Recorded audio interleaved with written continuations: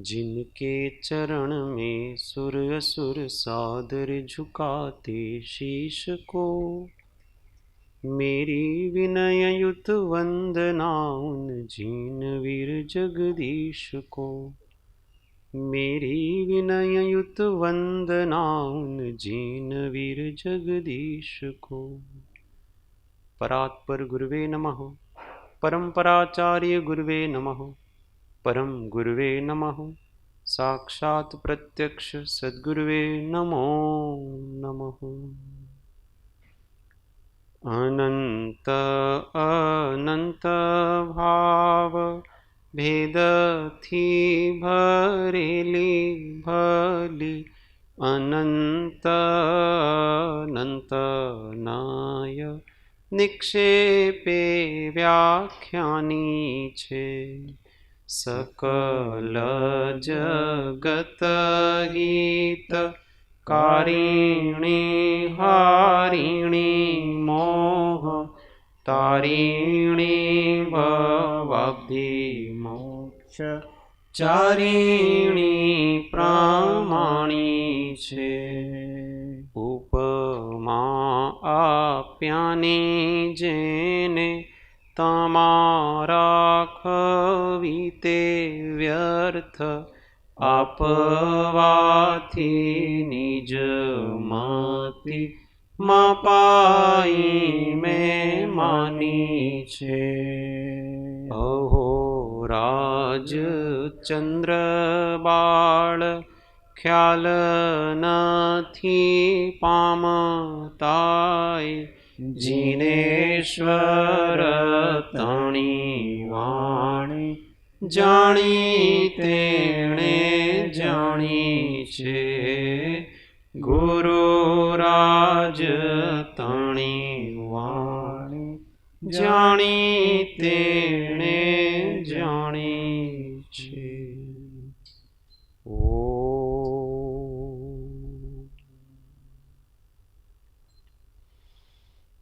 जय सद्गुरु।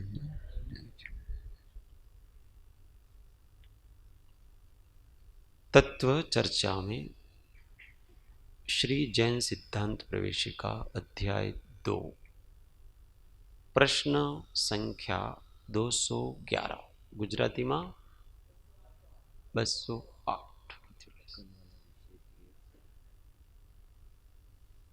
काले आपणे एक पर्याप्ति विषे एक चर्चा चाली थी, तो एमां थोड़ी मिस्टेक भूल थई। एक्चुअली अपर्याप्तिओ 3 नथी होती, प्राण थयो 3 होय छे। मतलब अपर्याप्त जीव के 3 प्राण होते। पर्याप्ति तो जितनी एकेंद्रिय जीव की जितनी होती है उतनी ही होती है, पर प्राण उसके अपर्याप्त जीव के 3 होते हैं। वो प्राण के बदले पर्याप्ति होती। इस प्रकार से उसको सुधार कर लेना। 211 शुभ नाम कर्म किसको कहते हैं? उत्तर, जिस कर्म के उदय से शरीर के अवयव सुंदर हो उसको शुभ नाम कर्म कहते हैं। बराबर। जिस कर्म के उदय से शरीर के अवयव सुंदर हो उसको शुभ नाम कर्म कहते हैं। सुंदर का अर्थ क्या समझना?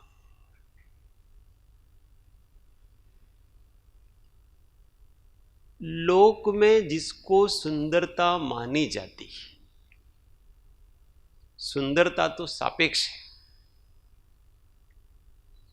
परंतु फिर भी अमुक प्रकार के नाक नक्श इसको सुंदर माना जाता है। तो जिसके अवयव दिखने में अच्छे लगे वो शुभ नाम कर्म के कारण से होता है।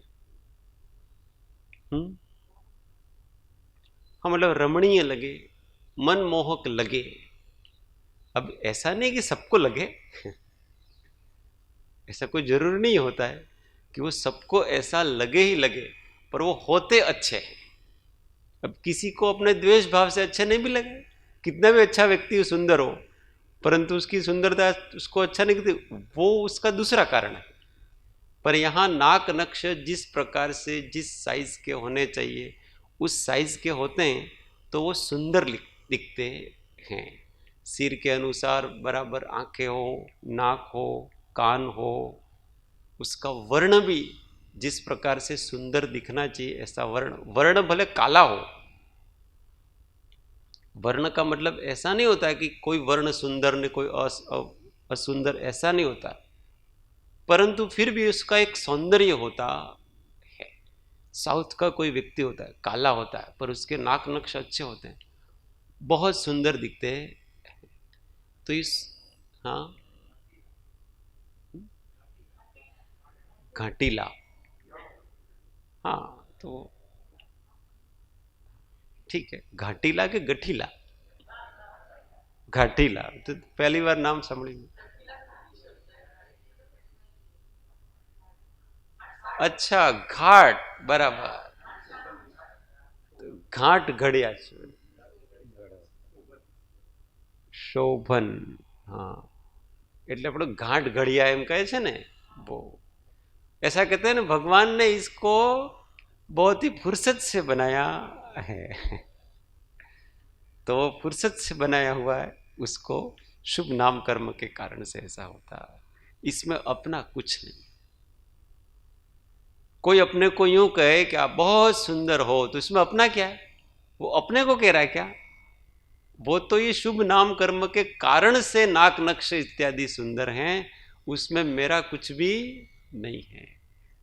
और ये नाक नक्श भी भगवान ने नहीं बनाए हैं। किसने बनाए हैं? नाम कर्म का उपार्जन किसने किया है? हमने ही तो किया है। हमने ही तो किसी को देख करके उसको कहा कि आप बहुत सुंदर हो, आप बहुत अच्छे लगते हो। आपने बिगड़े हुए को बनाया है, इसलिए अब आपको ऐसे नाम कर्म का की उपार्जन हुआ कि अब आप सुंदर दिखते। 212 अशुभ नाम कर्म किसको कहते हैं? उत्तर, जिसके उदय से शरीर के अवयव सुंदर न हो उसको अशुभ नाम कर्म कहते हैं। विपरीत उसके, जिस प्रकार से जिस समाज में, जिस देश में जिस प्रकार की शारीरिक गठन को सुंदर माना जाता है, उस प्रकार की सुंदरता उसमें नहीं हो तो वो अशुभ नाम कर्म का उदय होता है। अभी सब जगह ये भी अलग है कि किसको सुंदर माना जाए और किसको सुंदर नहीं माना जाए, वो भी देश काल के अनुसार होता है। सब जगह ऐसा नहीं कि कहीं लंबे नाक वाले को सुंदर माना जाता है ना कहीं छोटे नाक वाले को भी सुंदर, क्योंकि सब एक जगह एक जैसे हो ना, तो उसमें से जो अटपटा सा नहीं लगे, वो तो ये तो सुंदरता है कि जिसको देख करके एक अच्छा लगे, क्योंकि वहां जनरली लोग इसी प्रकार के होते हैं। तो वो उस क्षेत्र में जन्म लेता है कि जहां उस प्रकार के अंगोपांग को सुंदर माना जाता है, अच्छा माना जाता है। जैसे भोग भूमि देव, इनके हाँ शुभ नाम कर्म का है तो सुंदर ही होते, वो तो सुंदर ही होते हैं नियम से। पर मनुष्य भी, जहां पर मनुष्य में भी अच्छा नाक नक्श जिसके होते हैं, अब आजकल बनाने लग गए वो बात अलग है। प्लास्टिक सर्जरी से अब उसको बनाने लग गए तो वो भी ठीक है, कोई दिक्कत नहीं।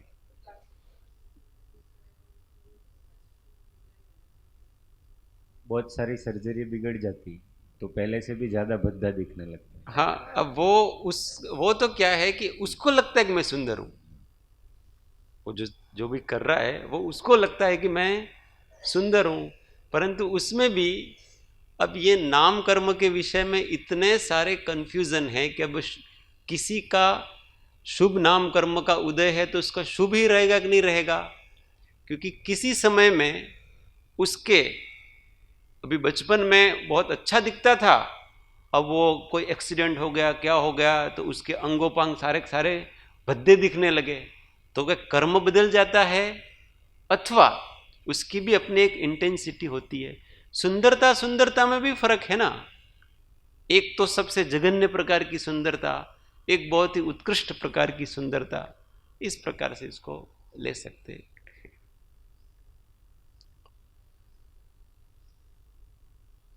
213 सुभग नाम कर्म किसको कहते हैं? उत्तर, जिस कर्म के उदय से दूसरे जीव अपने से प्रीति करें उसको सुभग नाम कर्म कहते हैं। सुभग, सौभाग्य, ये सभी एकार्थवाचक हैं। तो जिससे दूसरे जीव अपने से प्रीति करें, प्रेम करें, इस प्रकार का शरीर आदि की प्राप्ति होती है, उसका नाम है सुभग नाम कर्म। किसी का शरीर सुंदर नहीं हो परंतु वो आकर्षक हो सकता है, किसी को अच्छा लग सकता है, तो ये सुभग नाम कर्म का उदय है, तो अच्छा लगता है। देखो कितने सारे कुत्ते बिल्ली हैं, कोई कुत्ता किसी को भा जाता है, भाता कि नहीं भाता है, कोई बिल्ली किसी को भा जाती है, भा जाती कि नहीं जाती है। अब उनके कौन सी सुंदरता है बता। किसी के तो कुछ क्या है, किसी के 4 पैर हैं, ये हैं वो है ना। अब सुंदरता की दृष्टि से देखो तो कुछ नहीं है, परंतु मन को भा जाता है कोई व्यक्ति, तो ये मन को जो भा गया है वो सुभग नाम कर्म के कारण से होता है।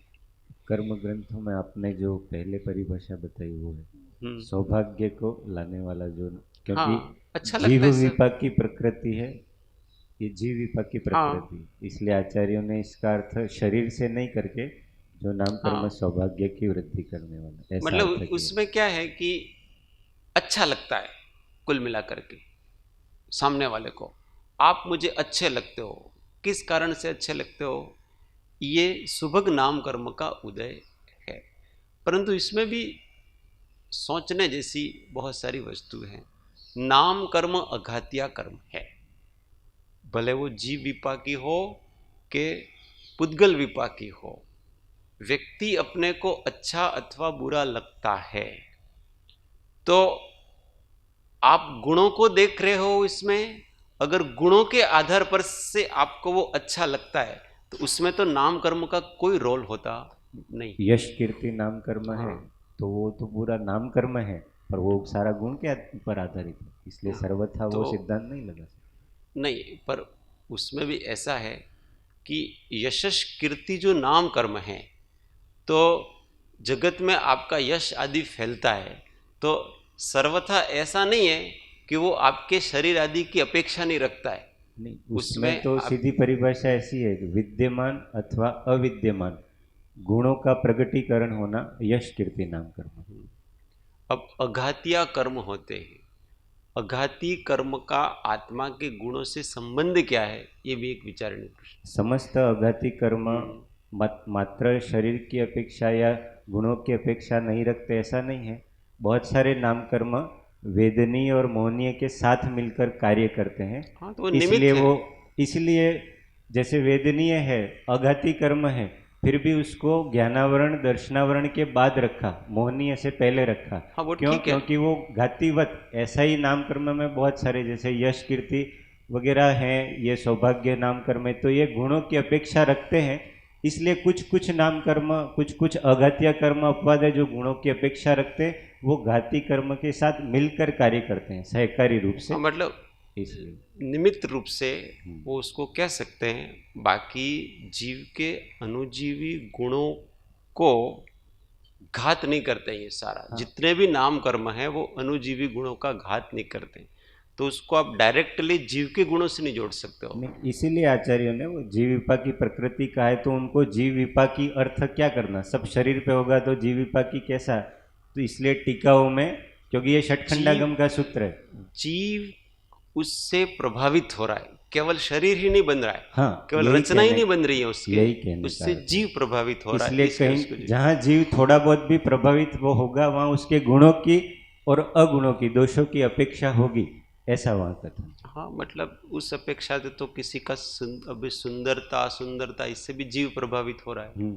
सुस्वर दुस्वर इस सबसे जीव प्रभावित हो रहा है। जीव तो किससे प्रभावित नहीं हो रहा है, जीव तो सभी से ये प्रभावित कर्म तो सारे जीव को ही प्रभावित करते हैं, वो तो कोई ठूठ नहीं है कि उससे जाके कर्म लग जाए, पर उसमें भी भेद किए हैं अपन ने, तो आचार्यों ने भेद किए, तो उनको कैसे समझना, वो दृष्टि है। चलो तो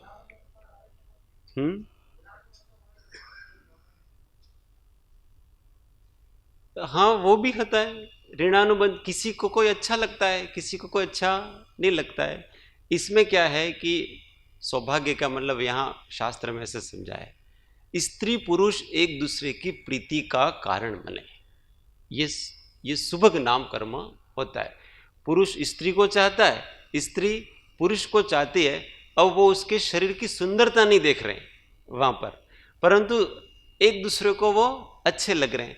अब वो एक दूसरे को अच्छे लगे, दूसरों को भी वो अच्छा लगे, ऐसा कोई जरूरी नहीं है। ऐसा है, माता को बालक अच्छा लगता है, इस प्रकार से वहाँ सौभाग्य का अर्थ, मुख्य अर्थ ही वो लिया है कि स्त्री पुरुष को एक दूसरे के प्रति, मतलब स्त्री का सौभाग्य क्या है, पुरुष उससे प्रीति करे।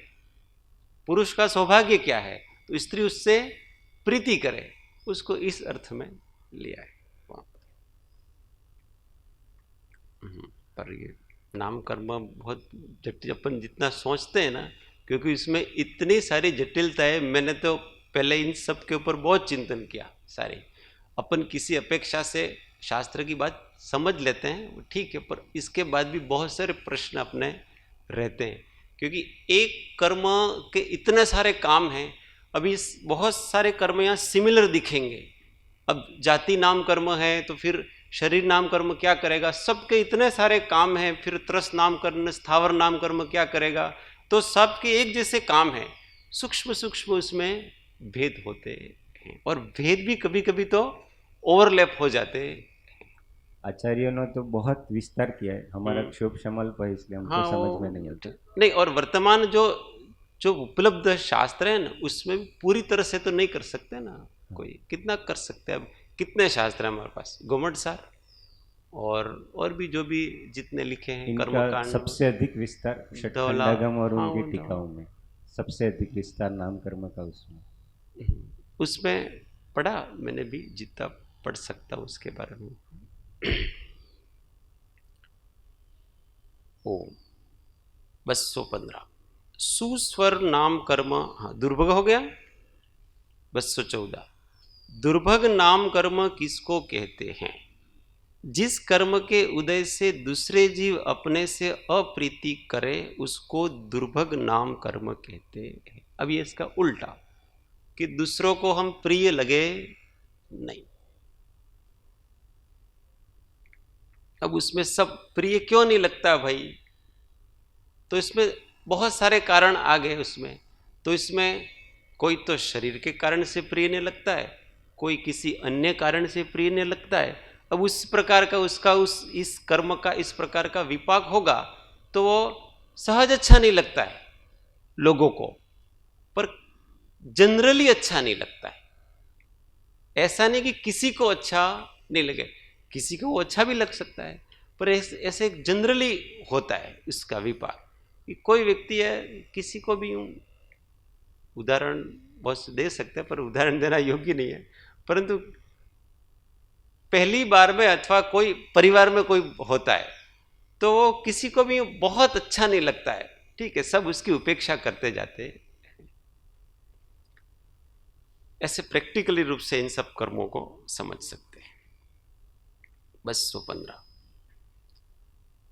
सुस्वर नाम कर्म किसको कहते हैं,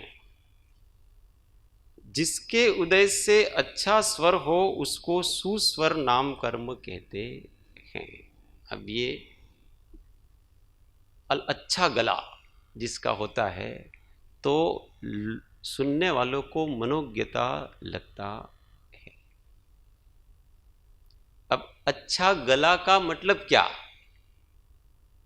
किसी का अच्छा गला है, बस इतना ही है कि यहां गले से संबंध नहीं है, वो बोलता है तो अच्छा लगता है बस।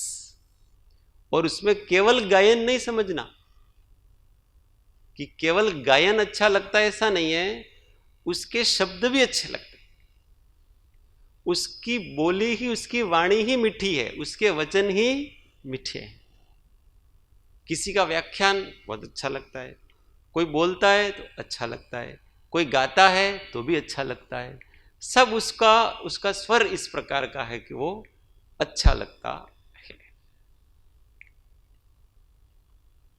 और किसी का स्वर बोलता तो कोई बहुत बड़ी मिस्टेक नहीं है उसमें, पर अच्छा नहीं लगता है। और कोई कितना भी हो अच्छा गाने वाला, पर किसी के प्रति द्वेष चल रहा है तो उसको अच्छा नहीं लगेगा। तो इसका मतलब ये नहीं कि उसके दूसवर नाम कर्म खाऊ दे, ये सामने वाले की प्रॉब्लम है। उसके अंदर तो वो पुद्गलों का परिणमन वगैरह जो हो रहा है वो अच्छा ही हो रहा है, अच्छी तरह से ही हो रहा है। किसी को कोयल की बोली से ही डिस्टर्ब हो तो क्या कर सकते हैं दूसरे, परंतु उसके सुस्वर नाम कर्म का उदय है तो जनरली लोगों को वो अच्छी लगती है।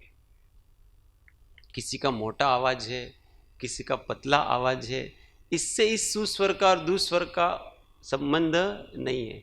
कभी मोटी आवाज होती है, जैसे जेंट्स की आवाज मोटी होती है, पहाड़ी आवाज होती है, अच्छा लगता है। किसी की कोई महिला है बहुत पतली आवाज है, अच्छी नहीं लगती है उसकी। तो ये सुस्वर दुस्वर का मतलब सामने वालों को ये सुभग दुर्भग जैसा ही है कि सामने वाले को अपने वाणी अच्छी लगती है।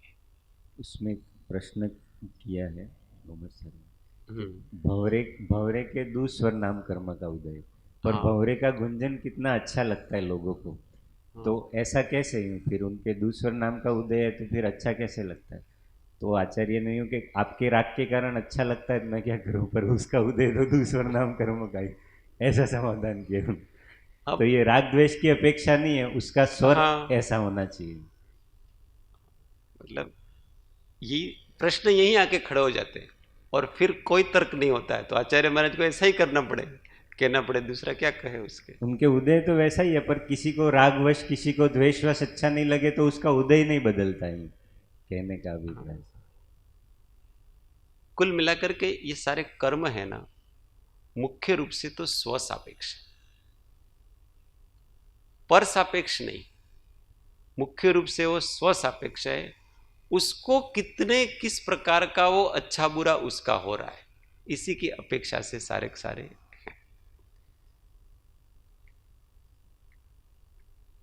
दूसरों की अपेक्षा से तो बहुत सारी विसंगतियां आ जाती हैं इसमें, क्योंकि दूसरों की अपेक्षा से अपन सारे के सारे कर्म सारे लें तो इसमें बहुत सारी विसंगतियां इस नाम कर्म में तो खूब सारी आ जाती। समझाने के लिए फिर वो परसापेक्ष समझाना पड़ता है, बाकी कर्म उसी को फल देने वाले, वही भोगने वाले।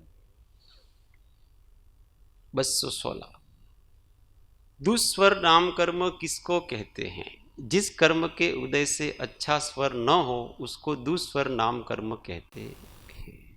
अब होता क्या है, कभी आवाज बचपन में अथवा मीठी भी होती है और फिर बाद में आवाज बिगड़ भी जाती है। अभी 80 साल के हो गए, पहले तो बहुत अच्छा गाता था, अब उसकी आवाज को कोई सुनना पसंद करता नहीं। इनका तो इसी प्रकार से इनकी भी एक इंटेंसिटी होती है।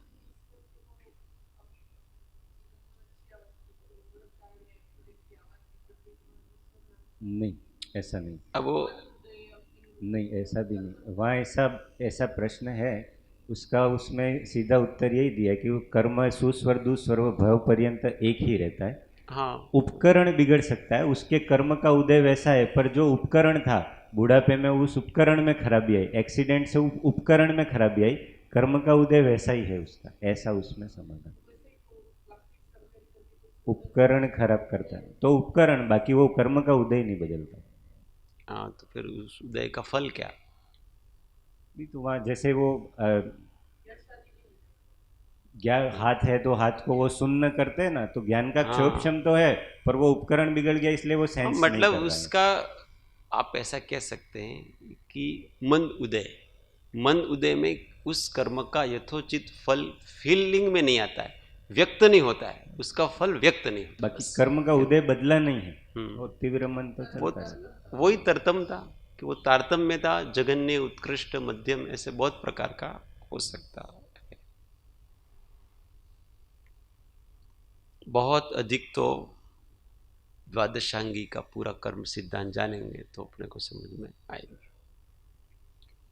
217 आदे नाम कर्म किसको कहते हैं? जिस कर्म के उदय से कांति सहित शरीर उपजे उसको आदे नाम कर्म कहते हैं। इसमें क्या लिखा है? वही कांतिमान शरीर उत्पन्न होना उसको आदे नाम कर्म कहते हैं। मतलब शरीर की जो एक प्रकार से तेजस्वीपना,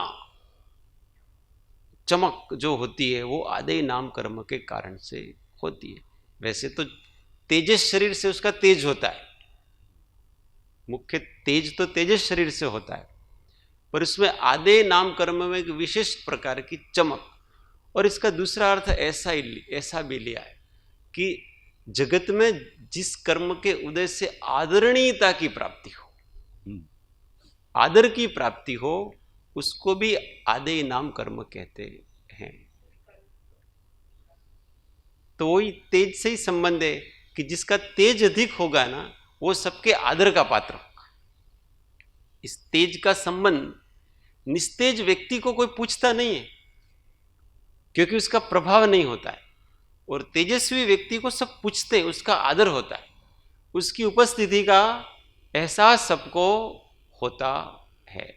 तो ये आदे नाम कर्म के कारण से होता है। वो माता जी ने भी यही बताया था, शरीर के तेज से मतलब नहीं है, उसकी बहुमानता, हाँ। उसकी आदरणीयता, उसके व्यक्तित्व का तेज कितना है वो आदे नाम कर्म। कोई कोई व्यक्ति ऐसा होता है ना कि सभा में उसकी उपस्थिति सबको लगती है कि यार ये नहीं है तो कुछ अच्छा लग रहा नहीं, और वो जैसे ही आता है तो सबको ऐसा एक प्रभाव उत्पन्न होता है कि यार उनकी उपस्थिति में हो। तो ये इस नाम कर्म का उदय है। इसके कारण आभा मंडल वगैरह सब जो भी ये व्यक्तित्व के कारण से होता है। साहिब जी, हाँ, हॉल के कार्यक्रम में अब अमुक अमुक लोग नहीं हो तो अच्छा नहीं लगता है अपने को, इसलिए सब लोग चाहिए, इसलिए सब आना। अपने को सबकी उपस्थिति जरूरी है। पहले अपने साहिब जी आ जाते थे तो कितना उत्साह आ जाता था ना सबको भक्ति में। तो ये आदे नाम कर्म के कारण से उसमें तेजस्वीपना आता है। पर ये सब नाम कर्म का उदय है, उस कारण से वो व्यक्ति महान ही है ऐसा नहीं समझ लेना, और उसका उदय नहीं हो तो वो व्यक्ति महान नहीं है ऐसा भी नहीं समझ लेना। कोई व्यक्ति बहुत महान होते हैं फिर भी उनको कोई आदर नहीं देता, ऐसा भी होता है। सब जगह दुत्कार मिलती है, ऐसा भी होता है। बेचारा एक जगह कोने में बैठा हुआ है, ऐसा भी होता है, जड़ भरत की तरह। तो ये तो नाम कर्म का उदय है आपके, कौन आदर दे रहा है। इससे व्यक्तित्व की तुलना ही नहीं करना किसी से, ये ज्यादा प्रभावी है इसका मतलब ये महान है, ऐसा नहीं है। प्रभावी होना महानता का लक्षण होता, प्रभाव तो ये सब इन कर्मों के उदय के कारण से आ जाते हैं, वो प्रभाव नहीं। पांचवें गुण स्थान वर्ती तिर्यंच होता है तो भी उसको कौन सम्मान देता है? हाँ, पता ही नहीं होता। तिर्यंच भी होते हैं बहुत सारे, पांचवें गुण स्थान में होते हैं, कोई पूछ ही ना है। अरे उनकी बात कहाँ है, मुनिराज होते जंगल में, कौन पूछता उनको? कोई नहीं पूछता है, अकेले ही साधना कर रहे हैं। और कभी कभी तो आहार करने के लिए जाते, आहार भी नहीं मिलता है उनको। महावीर भगवान को अपन कहते हैं कि भाई महावीर भगवान का तो कितना तेज वगैरह है, वहां तो लोगों ने पत्थर फेंके उनके ऊपर, तो वो तेज कहाँ गया? वो जब उपसर्ग करने आता है तो ऐसा होता है ना, अपन कहते जो अहिंसक होते हैं उनके ऊपर कोई उपसर्ग नहीं हो तो कोई पीड़ा नहीं देता है। वो तो भगवान तीर्थंकर का जीव, उनका इतना प्रभाव नहीं होगा कि कोई उनके आसपास ही नहीं आए, पर नहीं, क्योंकि इस प्रकार के कर्म का उनका उदय है, तो उससे एकांत से अपन इसको नहीं ले सकते।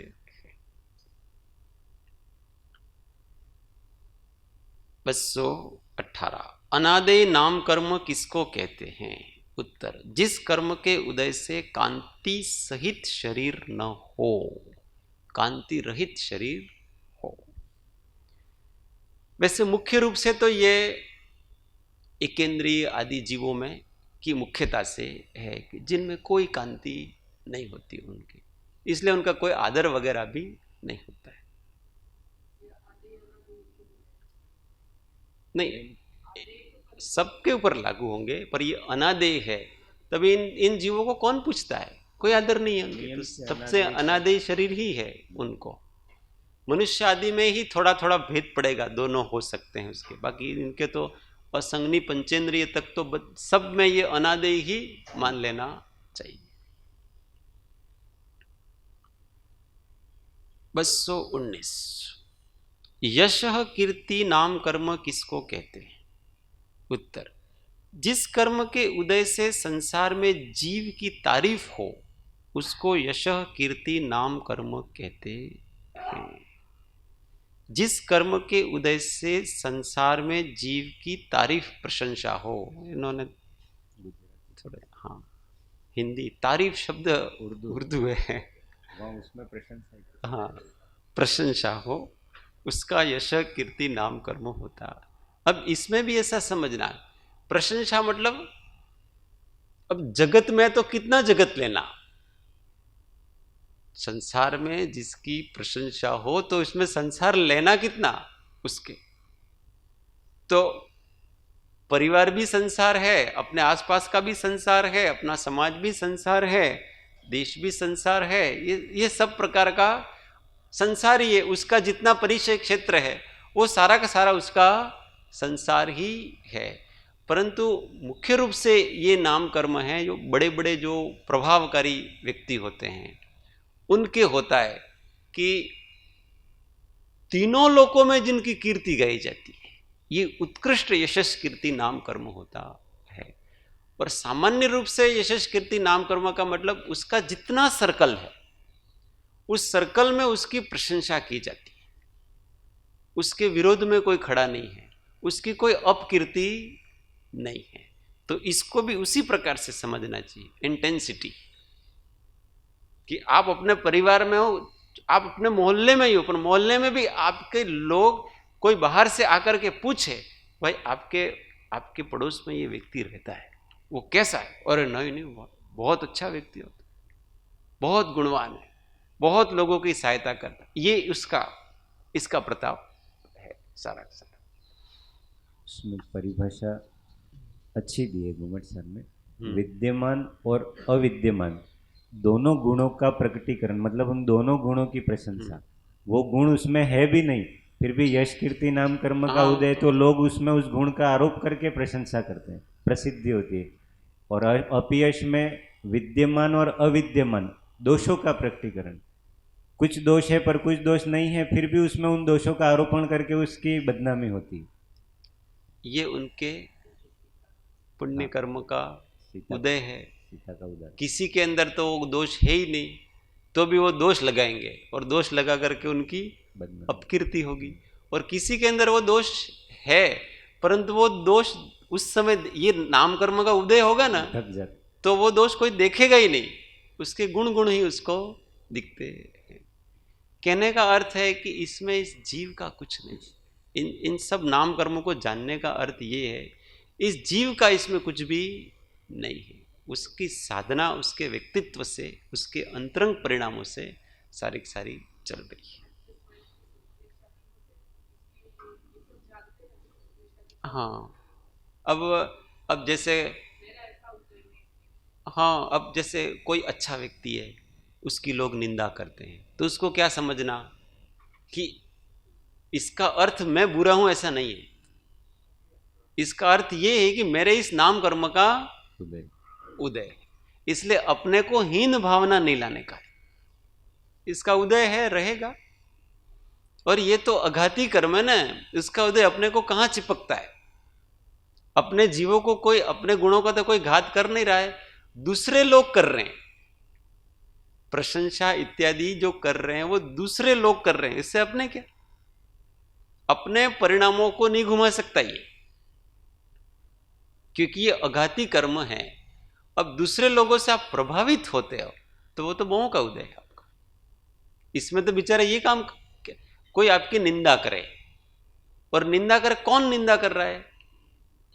इस कर्म के निमित्त से आपकी दूसरा व्यक्ति निंदा कर रहा है आपकी। अब उससे आप प्रभावित हो रहे हो, तो प्रभावित हो रहे हो वो आपका दोष है। उसी प्रकार से प्रशंसा में भी आप प्रभावित होंगे तो यह फल देगा, प्रभावित नहीं होंगे तो आपके जीव में तो उसका कोई फल होने वाला नहीं है। बाकी जगत में तो है, ये सब कर्मगत व्यक्तित्व है। अब कोई कोई तो ऐसा, कुछ कुछ तो ऐसे हैं कर्म कर्म खत्म हो गए तो भी प्रभाव है। पारसनाथ भगवान ने ये सारे तीर्थंकर जितने हुए, जितने सिद्ध हो गए, उनके कौन से किस कर्म का उदय है अभी? यशस कीर्ति का किसी का है? आज भी उनकी हम प्रतिमाएं बना रहे हैं, आज भी हम उनकी जय जयकार कर रहे हैं। तो ये तो वो संस्कारवश अपन कर रहे हैं, उनका तो उससे कोई लेना देना नहीं है, क्योंकि उन्होंने तो 8 कर्म नष्ट कर दिए, 8 कर्म से एक भी नहीं। अब यशस कीर्ति नाम कर्म के उदय से पारसनाथ भगवान बहुत प्रसिद्ध हुए ऐसा माने, तो अभी यशस कीर्ति नाम कर्म है का उनके? वो तो सिद्धशिला पर, और वहां तो 8 कर्म समाप्त हो चुके हैं। तो कुछ वस्तु कर्म क्षेत्र से बाहर होती है। एक बहुत अच्छा, हाँ, उसके एक संस्कार रहते हैं, उसके संस्कार रहते हैं तो उससे हो जाता है। और एक विद्वान की इस विषय में मैं पढ़ रहा था, क्योंकि मुझे इस विषय में बहुत थोड़ी कठिनाइयाँ आई, बहुत सारे मतभेद वगैरह ये नाम कर्म के संबंध में। तो उन्होंने ऐसा लिखा कि कुछ कार्य कर्म क्षेत्र से बाहर होते हैं। जगत में जो भी बन रहा है वो सब आप कर्म की गिनती में नहीं ले सकते हो। इस जीव के साथ जो जो भी हो रहा है उस सब को आप कर्म की गिनती में नहीं ले सकते हो। कुछ चीजें स्वाभाविक हैं। हाँ, अब इसको कैसे बुद्धिपूर्वक समझो। तीर्थंकर का वो उसके मोक्ष हो गया, मोक्ष होने के बाद उनका क्यों?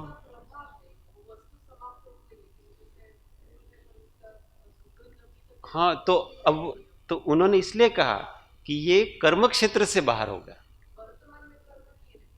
हाँ,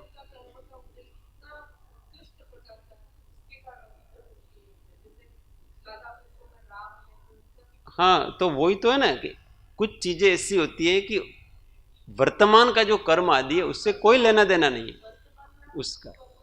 परंतु यशस कीर्ति नाम कर्म का तो ऐसा है कि वो व्यक्ति स्वर्ग लोक में चला गया तो भी पृथ्वी लोक में उसका यश फैलेगा, और तीनों लोकों में। क्यों? क्योंकि वो अभी व्यक्ति विद्यमान है, अभी है, भले वो स्वर्ग में है कि 3 लोक में कहीं न कहीं है, इसलिए उसका यश उस प्रकार से फैल रहा है। परंतु यहां तो 8 कर्म नष्ट कर चुके वो। हाँ, पर उदय कब माना जाएगा? कि उदय जब वो व्यक्ति हो और उस कर्म का उदय चल रहा है, वहां भी चल रहा है उसके। अब कोई व्यक्ति नरक में है परंतु फिर भी राजा श्रेणी की मूर्तियां बनाते हैं कि नहीं बनाते हैं उसकी? तो वो किस कारण से? कि वो आने वाले हैं, इस हिसाब से बनाते हैं। अभी उसके यशस कीर्ति नाम कर्म का उदय है कि नहीं? अब वो जो नरक में है उस समय उसके यशस कीर्ति नाम कर्म का उदय है कि नहीं? तो क्योंकि वो विद्यमान है, वह विद्यमान है तो वो हो सकता। चलो आगे लास्ट एक ले लेते। इस विषय में अपने पहले ऐसी मान्यता थी कि ये भव पर्यंत एक ही रहता है, पर ये काल है, हाँ, इसका लिमिट बदल, एक ही भव में ये बदलता रहता है, भव पर्यंत एक नहीं रहता। अब ये सीता जी हैं, सीता जी की तो अभी बाद में कितनी कीर्ति हुई, उन्होंने दीक्षा ली और फिर ये सारा हुआ, और उसके पहले अपकीर्ति हुई। तो ये दोनों हो सकते हैं, एक ही भव में बहुत बार बदलता है ऐसा। कोई कर्म ऐसे हैं जो एक भव में एक ही रहते हैं, कोई कर्म ऐसा होता है कि वो बदल सकते हैं। सबका दे रखा है, सब कौन सा कर्म, सबका अलग अलग, वो विशेष करके अपने कर्म ग्रंथों में पढ़ना चाहिए।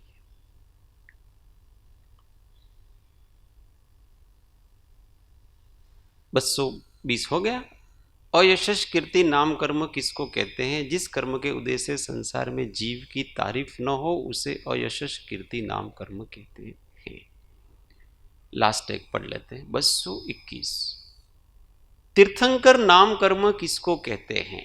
अरहंत पद के कारणभूत कर्म को तीर्थंकर नाम कर्म कहते हैं।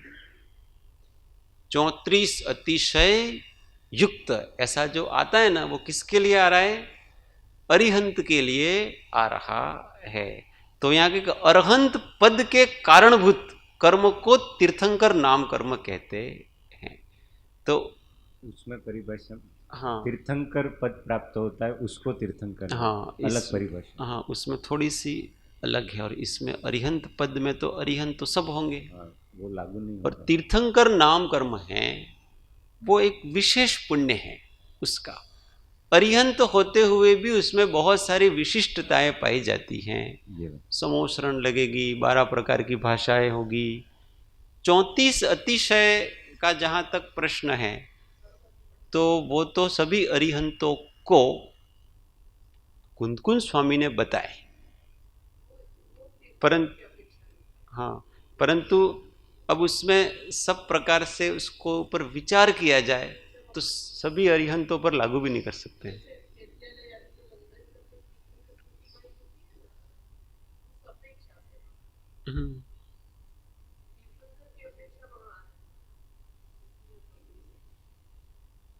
हाँ, 34, हाँ, नहीं, पर 34 अतिशय जो कहा है तो वो तो कुंदकुंज स्वामी ने जो गाथा लिखी है ना, घनघाती कर्म विहीन ने 34 अतिशय युक्त छे, केवल्य ज्ञानादिक परम गुण युक्त श्री तीर्थंकर अरिहंत की अपेक्षा हाँ, होगा था। तीर्थंकर अरिहंत की अपेक्षा से उसको ले सकते हैं, सबकी अपेक्षा से उसको नहीं ले सकते। फिर भी कम ज्यादा पुण्य वगैरह थोड़ा बहुत कम, पर अरिहंतों के भी ये सारी विशेषताएं तो पाई जाती हैं। उनके समोसरण होगा तो इनकी गंधकुटी होगी, उनके बड़े बड़े इंद्र आते हैं तो इनके बड़े बड़े आचार्य, युग प्रधान आचार्य वगैरह आते हैं, और उनके जन्म कल्याणक होते हैं, इनके जन्मोत्सव होते हैं। ऐसा भी तो, ऐसा नहीं कि उत्सव कोई मनाता ही नहीं है, जंगल में भी हो तो भी हनुमान जी के जंगल में भी मंगल होता ही है, क्योंकि चरम शरीर है ना, तो कहीं ना कहीं तो उसका जन्मोत्सव इत्यादि इतना हीन पुण्य लेकर के तो वो व्यक्ति नहीं आएगा चरम शरीरी, कि उसका जन्म हो और कानो कान किसी को खबर भी नहीं पड़े। तो वहां भी देव आई गए, वहीं देवों नृत्य किया ही सही, और फिर उनके वो मामा के द्वीप पे ले जाकर के उनकी सब प्रकार से उनका उत्सव वगैरह किया ही सही। थोड़ा बहुत तो सबके होता, पर जिस प्रकार के तीर्थंकर के होता है इस प्रकार से नहीं होता। ये परिभाषा लागू नहीं होगी फिर तीर्थंकर नाम कर्म। हाँ, तो इसमें विशिष्ट परिभाषा, कल इसके बारे में विशेष रूप से थोड़ा अपन जानकारी करेंगे, क्योंकि बहुत सारी चीजें इस प्रकार की होती हैं कि तीर्थंकर नाम कर्म का उदय एक विशिष्ट उदय है। तीर्थंकर अरिहंत होने के पहले ही उनके बहुत सारे उदय इस प्रकार के हो जाते हैं। कोई नरक में है तो नरक से चालू हो जाएगा इसके ये सारे उदय, और उसके जन्म के पहले से ही चालू हो जाएंगे। तो ये सब इस नाम कर्म के, जैसे रत्नों की वृष्टि है वगैरह, तो वो तो तीर्थंकर कहाँ बना, जन्मा ही नहीं है वो व्यक्ति, तब भी वहाँ चालू हो जाता है। तो अपन, हाँ, तो इस कारण से होता है। तो वो तीर्थंकर नाम कर्म का उदय तो नहीं, पर वो वास्तव में कर्म दो प्रकार से उदय में आते हैं, एक तो परमुख होकर के, एक स्वमुख होकर के। तो विशिष्ट पुण्य के रूप में वो फिर उदय में आते हैं। थोड़ा कल और चर्चा करेंगे इसमें। ओ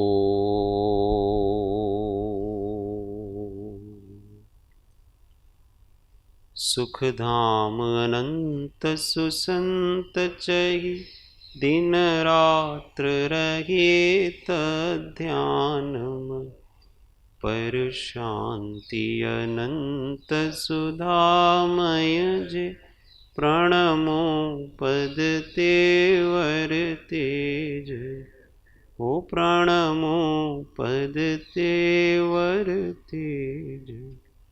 सद्गुरु परम कृपालु त्रिलोकनाथ की सब संतन की जय। आनंद घन ओम। 1 मिनट मौन आत्म अनुसंधान।